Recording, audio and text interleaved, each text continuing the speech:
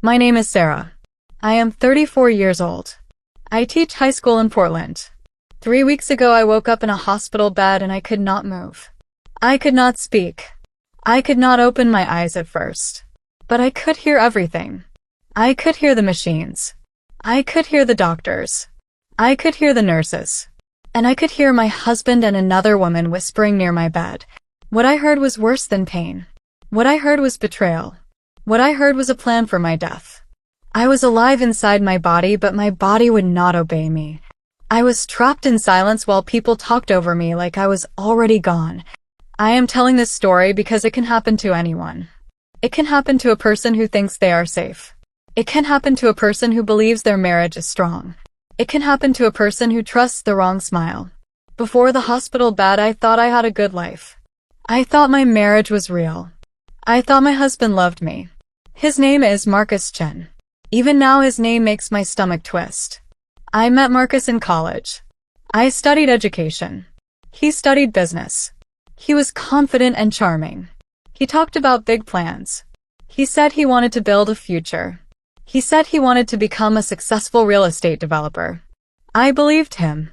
I also loved the way he looked at me back then. I loved the way he spoke like he knew where life was going. We married and we built a life together. Marcus did become successful. He started his own commercial real estate company, and it grew. We bought a beautiful house in the Pearl District. It was the kind of home that felt warm and solid.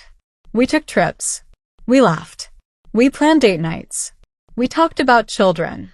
I truly thought I was living inside a stable, happy marriage. I taught American literature at Lincoln High School, and I loved my work. I loved my students. I loved helping them find meaning in stories. I loved watching a student finally understand a hard idea. I would come home and tell Marcus about school. He would tell me about his deals and clients and projects. We had routines that felt safe. Then about a year ago, Marcus hired a new assistant. Her name was Kelly Morrison. She was young. She was pretty. She was very polished. Marcus said she was efficient. He spoke about her a lot. He said she organized files perfectly. He said she saved money on a project. He said she worked late with him on proposals. At first I did not worry. I trusted Marcus. I trusted our years together. I thought a marriage meant loyalty. I thought love meant you do not cross certain lines. I thought I knew my husband. But Kelly began appearing everywhere. She was at company dinners even when spouses were invited. She was at Marcus' birthday party that I planned. She stayed late and helped clean like she belonged in my home. When I brought Marcus lunch at the office, she was there. She sat close. She laughed at his jokes. She looked comfortable beside him.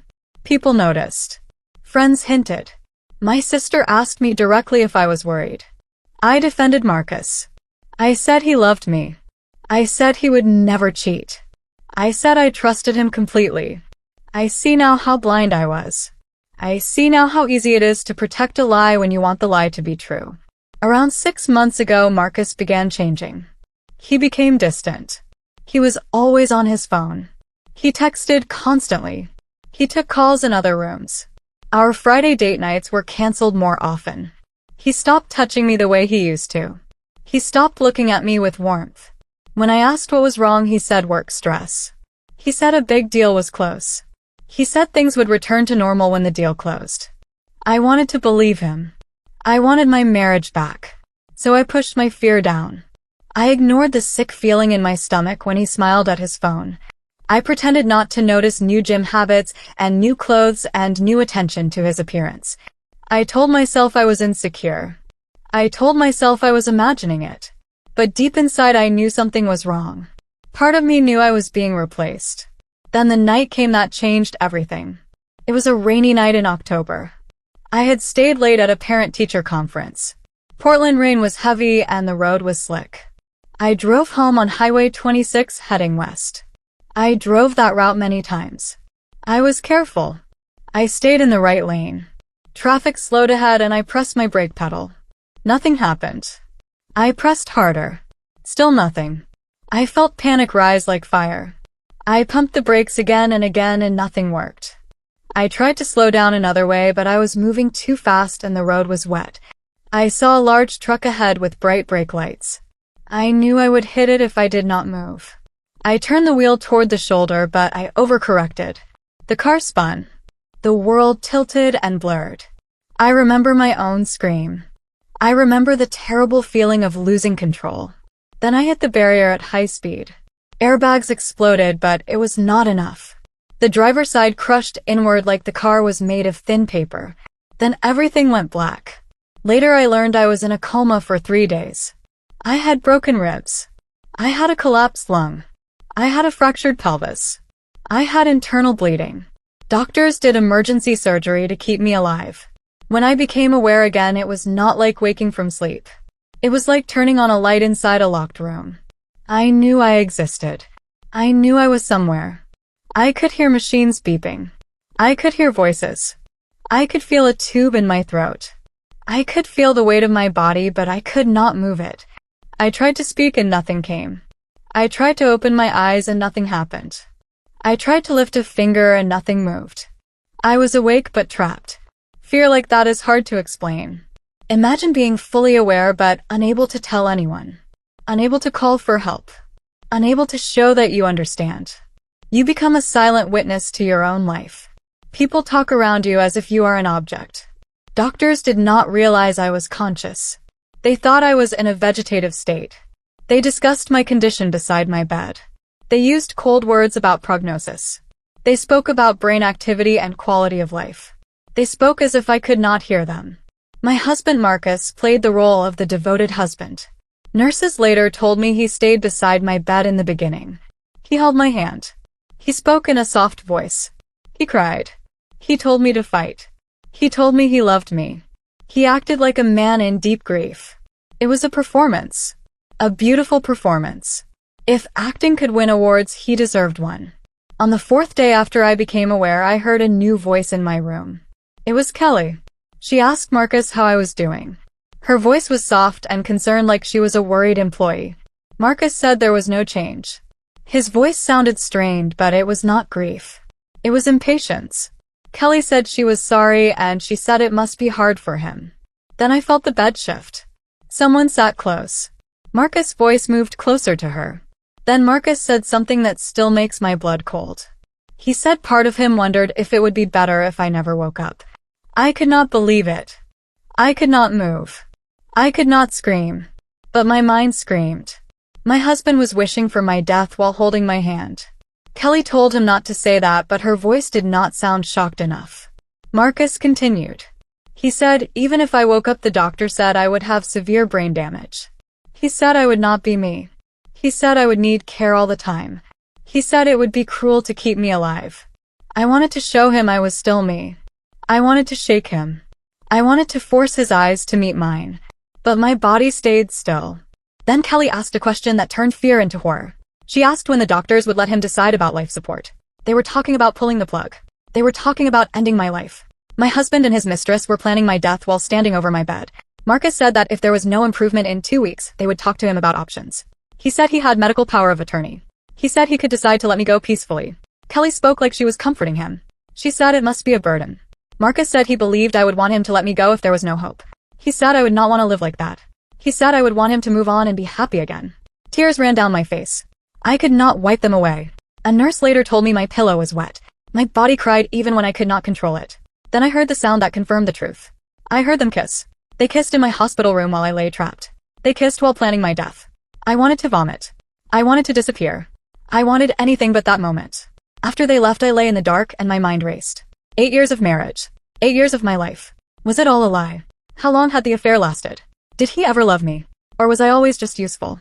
Then another thought began to form. My brakes failed in the rain. Was it really an accident? At first I tried to push that thought away. Marcus was a businessman, not a killer. But then I remembered how wrong I was about his loyalty. If I was wrong about that, then what else was I wrong about? In the following days, Marcus and Kelly visited often. When nurses were around, they wore masks. Marcus acted like a grieving husband.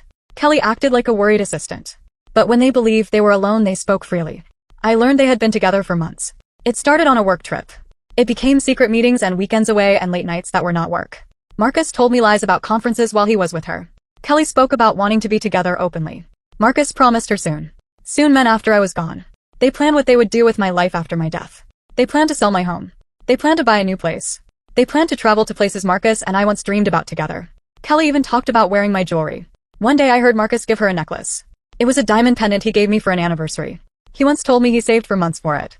He once told me it meant eternal love. Now he gave it to her while I lay paralyzed. Rage burned through me. Rage that I could not release. Rage with nowhere to go. Then on the 8th day after I became aware something happened that changed everything. Marcus and Kelly arrived late. The nurse had just left. The door closed. Their footsteps approached my bed. Kelly asked about a meeting with a lawyer. Marcus said it went well. He said he wanted to review everything with her. Then he began talking about money. He talked about a life insurance policy. He said it was worth millions. He said it would pay out for accidental death. He said there would be no issues. I did not even know the policy was that large. He talked about our house value. He talked about equity. He talked about my retirement account. He talked about another insurance policy through my job. He added it up like a business plan. He said they would be set. He said they could buy a condo and travel and live the life they wanted. He said they would be looking at properties soon. He said he could stage the home sale as a sad widower looking for a fresh start. They laughed. They laughed about selling my home using my death as a story. Then they discussed my funeral like it was an item on a checklist. Marcus said he wanted something small. He said cremation because burial plots cost money. He also said he did not want a grave he had to visit and pretend to grieve at. He said he did not want my family building a place to remember me. Hearing him speak about my family like that made my heart ache. My parents loved him. My sister trusted him. Everyone believed he was a good man. Then Kelly asked what he would do with my things. Marcus said he would donate most clothes. He said he would give Kelly the jewelry. He said he would sell furniture with the house or keep what they wanted. He said he wanted a fresh start with no reminders. No reminders. That is what I was to him. A reminder to remove. Then Marcus said something that revealed his real mind. He said he was relieved. He said he would have had to divorce me eventually, and this way was cleaner. No splitting assets. No support payments. No drama. He called my accident convenient. Then Kelly asked the question that turned suspicion into certainty. She asked if he cut my brake lines like he planned. Or if it was just luck. The room fell silent. My mind screamed. My husband tried to kill me. Marcus told her not to talk about it. Kelly said there was no one there. She said I could not hear them. She said I was brain dead. She pushed for the truth. Then Marcus admitted it. He said yes. He said he did it. He said he went to my car at night and cut the brake lines most of the way through. He said he weakened them so they would fail when I needed them. He said he knew I would drive home after the conference. He said he wanted it to look like an accident caused by rain and road conditions. I could not breathe inside my own mind. I was alive and he confessed to trying to murder me. Kelly praised him. She said it was brilliant. Marcus said he learned from videos online. He said he practiced on a junk car at a salvage yard to make sure he did it right. He laughed about it. He said the whole act took only minutes. Minutes. That is how fast he tried to erase my life. They kissed again. They celebrated my death while I was still alive. After they left, I lay in terror and rage. I had to tell someone. I had to communicate. But how? I could not move. I could not speak. The next day, a nurse named Emma came in. Emma Rodriguez had kind eyes and a gentle manner. Unlike some staff who treated me like a task, she treated me like a person. She spoke to me while she worked. She greeted me. She explained what she was doing. She warned me when something might feel uncomfortable. That kindness mattered more than she knew. That morning she noticed my tears. She wiped my face and spoke softly. I saw her thinking. I saw her look at me again and again like she was trying to solve a puzzle. Later that day she returned and pulled a chair close to my bed. She looked straight at me and asked a question. She asked if I could hear her. She told me to blink once if I understood. At first I did not know if I could blink. I had not tested it. I focused every bit of will onto one eyelid.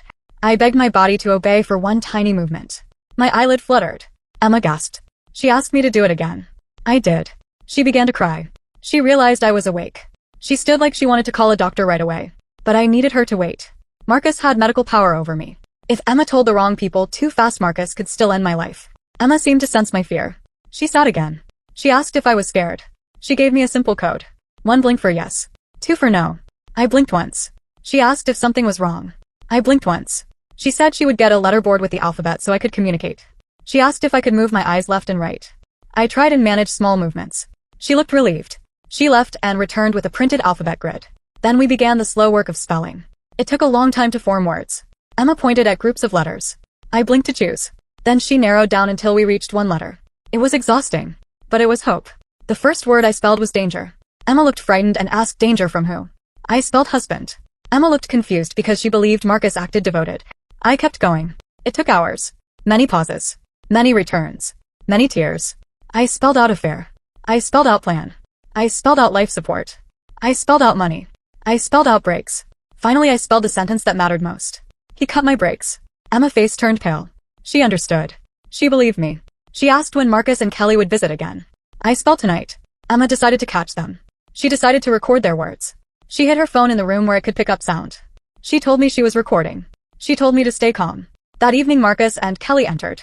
At first Marcus spoke to me with a sweet voice like he was performing. Then his tone changed to flat disappointment when he believed no one else was listening. They spoke about meeting with the doctor the next day. They spoke about withdrawing life support. They spoke about how quickly I would die once machines were removed. They spoke about how they would settle everything. They spoke about taking trips and buying property and spending the money from my death. Then Kelly asked if he ever felt guilty about what he did. My heart raced. The monitor beeped faster. I wanted him to confess clearly again. Marcus said he did not feel guilty. He said our marriage was over. He said I held him back. He said this was cleaner. He said I would not suffer through divorce. He said he would not lose half of his money. Kelly said he killed me or tried to. She asked if it bothered him. Marcus spoke about break lines and said he helped them along. He downplayed it. He treated it like a small push rather than attempted murder. But it was enough. It was his voice admitting tampering. It was his voice describing the plan. It was his voice showing intent. When they left, Emma came in quickly. She listened to the recording. I watched her face change with horror and anger. She said we had them. She said she would call the police and my family. She said she would also tell the doctor that I was conscious. Dr. Patel came with Emma and tested me. He confirmed locked-in syndrome. He listened to the recording. His face became grave. He said he would call police. He said he would call my emergency contact and not my husband. I needed my sister Jennifer. Emma helped me spell her name so Dr. Patel could call her. Jennifer arrived fast and broke down when she saw me. She thought I would never wake. She held my hand and cried. Dr. Patel explained that I was fully aware but trapped. Emma explained how I communicated. Then they told Jennifer the truth about Marcus and Kelly. They told her about the affair. They told her about the plan to withdraw life support. They told her about the money. They told her about the recorded confession. Jennifer's face turned from confusion to horror to fury. She asked if it was true. I blinked once. Yes. Police detectives arrived and listened to the recording. They said it was strong evidence. They also said they needed physical proof from the car if possible. They planned to examine the wreckage. They planned a careful approach. They wanted Marcus to walk into a trap and speak freely again. They asked me if I could pretend to be unresponsive for one more day. I agreed. I could endure one more day if it meant he would be caught and punished. Jennifer stayed with me through the night. She held my hand and talked softly. She said our parents were away and did not know yet. She said she would tell them after Marcus was arrested, so they would not face danger or confusion. The next day, Dr. Patel called Marcus and asked him to come in to discuss my condition and options. Marcus agreed and arrived later. Police were already set up. Recording devices were ready. Detectives waited where Marcus would not see them at first. Jennifer waited outside. Marcus entered and sat near my bed. He looked tired. Dr. Patel lied on purpose and said I had no chance of recovery. He said I was in a persistent vegetative state. Marcus acted sad and asked about options. Dr. Patel said Marcus could choose to continue life support or withdraw it. Marcus said it was time to let me go. He lied and claimed I once said I never wanted to live on machines. He said he knew what I would want. He tried to sound noble while planning my death. Then he slipped. He asked about life insurance and when it would process. He said it was for funeral costs, but the hunger underneath his words was clear. Dr. Patel then mentioned that my accident was still being examined by police as routine. He mentioned the brake system. Marcus' face changed. His voice tightened. He tried to sound casual, but he could not hide fear. Then Detective Morrison stepped forward and showed his badge. Detective Park stepped forward too. They told Marcus that forensics found the brake lines were not simply worn. They were deliberately cut. They said someone sabotaged the car. Someone tried to kill me. Marcus denied it. He said it was impossible. He acted shocked. He asked who would want to hurt a teacher. Detectives explained motive and access. They explained who would benefit from my death. They said he would collect millions. Marcus tried to defend himself with love and prayers and devotion. Then they brought up Kelly. They brought up the affair. Marcus denied it and demanded to know who said that. Detective Morrison said my wife did. The room went silent. Marcus said that was impossible because I could not speak. Dr. Patel then revealed the truth. I had locked-in syndrome. I was fully conscious. I heard everything. I could communicate. Marcus stumbled. His face collapsed. He could not hold the mask anymore. Detectives played the audio of his confession. His own voice admitted cutting brake lines at night. His own voice described the plan. Marcus looked at me and truly saw me for the first time in weeks. He realized I was awake. He realized I heard it all. I blinked once to show him I was aware. Then the detectives arrested him. He tried to explain while handcuffs were placed. He cried. He said it was supposed to be quick. He said he needed the insurance money. He said his business was failing. He said he could not afford divorce. Every word made him look worse. They took him away. Jennifer returned and cried with relief. Emma cried too. Dr. Patel said I was safe now. After that, everything moved fast. Kelly was arrested as well. Forensics confirmed brake lines were cut. The recordings were used as evidence.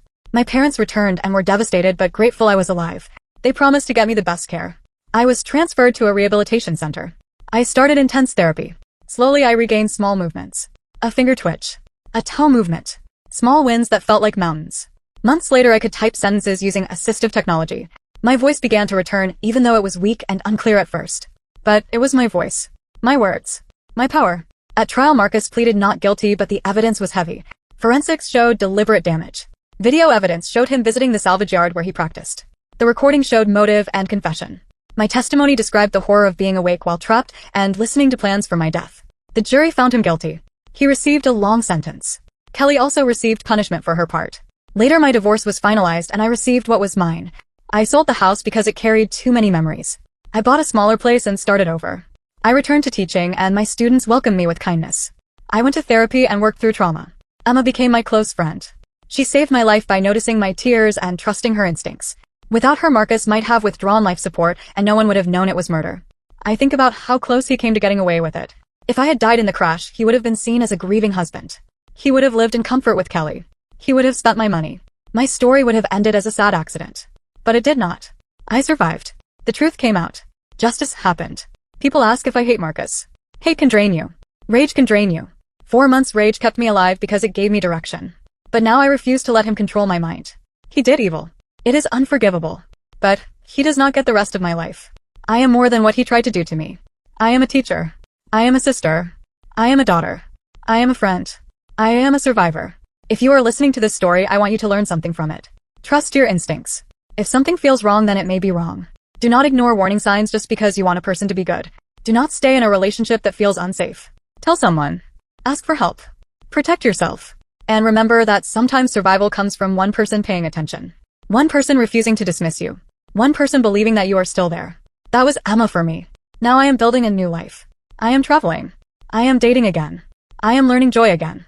I am not the same person I was before. Trauma changes you. But I am alive. I am free. Marcus wanted me gone. He failed. Every day I wake up is proof that he failed. After Emma learned I was awake, everything changed, but it did not feel safe right away. I still could not move. I still could not speak. My body was a prison. The only difference was that one person finally believed I was alive inside it. That belief was a rope thrown into deep water. Emma stayed close that day. She kept her voice calm so I would not panic. She told me she would not leave me alone with Marcus anymore. She told me she would protect me. She told me we would be careful because Marcus still had power over medical decisions. She understood the danger. She understood that a calm face can hide cruelty. She used the letterboard again to confirm the most important facts. She asked if Marcus was planning to stop life support. I blinked once. She asked if he admitted causing the crash. I blinked once. She asked if another woman was involved. I blinked once. She asked if she should record them. I blinked once. Emma took a slow breath and said she believed me. That evening Marcus and Kelly came again. At first Marcus used his gentle voice. He spoke to me like I could not hear. He spoke like he was the loving husband. Kelly made soft sad sounds as if she cared. Then they started speaking to each other like I was not there. They discussed my condition. They discussed the doctor meeting. They discussed how soon Marcus could make a decision. They talked about timing like they were planning a vacation. They talked about how quickly I would die once the machine was removed. They talked about what they would do after. They talked about travel and housing and money. They laughed about it. Their laughter felt like knives. Kelly asked if Marcus ever felt guilty. My heart rate rose. I wanted him to talk more. I wanted him to admit more. Marcus said things that revealed his mind. He said our marriage was over. He said I held him back. He said this path was cleaner. He said he would not lose money. He said I would not suffer through divorce. He spoke like he was giving me mercy. He was giving himself profit. He did not say the full confession again the same way he did before. But he said enough. He spoke about brake lines being worn. He said he helped them along. He spoke as if it was a minor push and not attempted murder. But his words still showed intent. His words still showed knowledge. His words still showed he was not surprised by failure. He sounded like a man who planned it. Emma recorded it all. When they left she came in fast. She listened with headphones. I watched her face change as the audio played. Her eyes went wide. Her mouth tightened. Her cheeks flushed. She looked furious. Then she looked at me with tears and said we had enough to begin. Emma called the neurologist. Dr. Patel came with a serious face. He tested me. He asked me to blink on command. He asked me to look left and right. He asked yes and no questions. Every tiny movement felt like lifting a mountain. But I did it. I needed him to see me. I needed him to know the truth. Dr. Patel confirmed locked-in syndrome. He said I was fully aware. He said my mind was intact. He said my body could not respond, but that did not mean I was gone. Hearing him say that gave me a strange kind of peace. Someone with authority finally spoke the truth out loud. Emma played the recording for him. He listened and his face hardened. He said he would call the police. He said Marcus could not be trusted with medical power anymore. He said we would contact a family member who was not Marcus. He asked who I wanted. I needed my sister Jennifer. Using the letterboard, Emma helped me spell my sister name. Dr. Patel called her and asked her to come immediately. He told her not to contact Marcus. He told her to come alone. He told her it was urgent. Then he called the police. He did not describe it as a simple concern. He used strong words. He said attempted murder. He said confession. He said recording. He said the victim was conscious and trapped. He said the suspect was the spouse. Those words carried weight. When Jennifer arrived, she rushed in with panic in her eyes. She thought she was coming to say goodbye. She thought she was coming to face tragedy. Then she saw the letterboard. She saw Emma. She saw Dr. Patel. She heard that I was awake. She broke down. She held my hand and cried. She apologized for not knowing. She said she had been scared. She said she trusted Marcus. She said she believed the story of the devoted husband. I wanted to tell her it was not her fault. I blinked once to show I understood. She held my hand like it was an anchor. Then they told her the rest. They told her about Kelly. They told her about the plan to withdraw life support. They told her about the insurance money. They told her about the confession. Jennifer's face changed from disbelief to rage. She shook. She asked if it was true. I blinked once. The detectives arrived soon after. They listened to the recording. They asked questions. They asked about my car. They asked if the wreckage still existed. They said they needed physical confirmation if possible. They explained that audio is powerful, but physical evidence makes a case stronger. They said a deliberate cut has a pattern that can still be found even after a crash. They decided on a plan. They wanted Marcus to come in the next day and believe everything was still under his control. They wanted him to feel safe. They wanted him to speak freely. They wanted him to reveal himself again. Dr. Patel agreed to call Marcus and request a meeting about my prognosis. The detectives would be present in the room but positioned so Marcus would not notice at first. They would record everything. They would watch for any threat. They would protect me. Jennifer stayed overnight. She talked to me softly. She told me about school updates and family updates. She told me our parents were away and did not know yet. She said she would wait until Marcus was in custody before telling them. She did not want them to panic or make a mistake. She did not want Marcus to get any warning. That night was long, but it was the first night that felt like there was a path out. The next day, Dr. Patel called Marcus and asked him to come in to discuss options. Marcus agreed. We prepared. When the time came, Marcus walked in. He looked tired. He looked stressed. He sat beside my bed and used the same chair he used before. He made a sad face. He asked how I was. Dr. Patel lied. He said I had no chance. He said persistent vegetative state. He said no recovery. He said Marcus had the power to decide life support. Marcus said it was time to let me go. He said he was sure it was what I would want. He said I would never want to live on machines. He lied easily. He spoke like a man who practiced this speech. Then Dr. Patel mentioned the accident investigation. He mentioned the brake system check. I felt the air in the room change. Marcus became tense. His voice tightened. He tried to sound casual, but fear leaked through. Then the detectives stepped forward and showed badges. They asked Marcus questions about access and timing and maintenance. They said the car was recently serviced. They said brake failure was unlikely. They said forensic examination found deliberate damage. Marcus denied it. He acted offended. He said it was an accident. He said I was loved. He said he prayed. He tried to cover himself with emotion. Then the detectives mentioned Kelly and the affair. Marcus denied it again, but his voice rose. He demanded to know who claimed that. The detective said I did. Marcus turned to Dr. Patel in shock and asked how. Dr. Patel revealed locked-in syndrome. He said I was awake. He said I heard everything. Marcus' face collapsed. The mask broke. His eyes darted. His mouth opened and closed like he could not find a new story fast enough. Then the detective played the audio confession. Marcus' own voice described cutting brake lines and planning it like an accident. The sound filled the room. Marcus looked at me and truly saw me.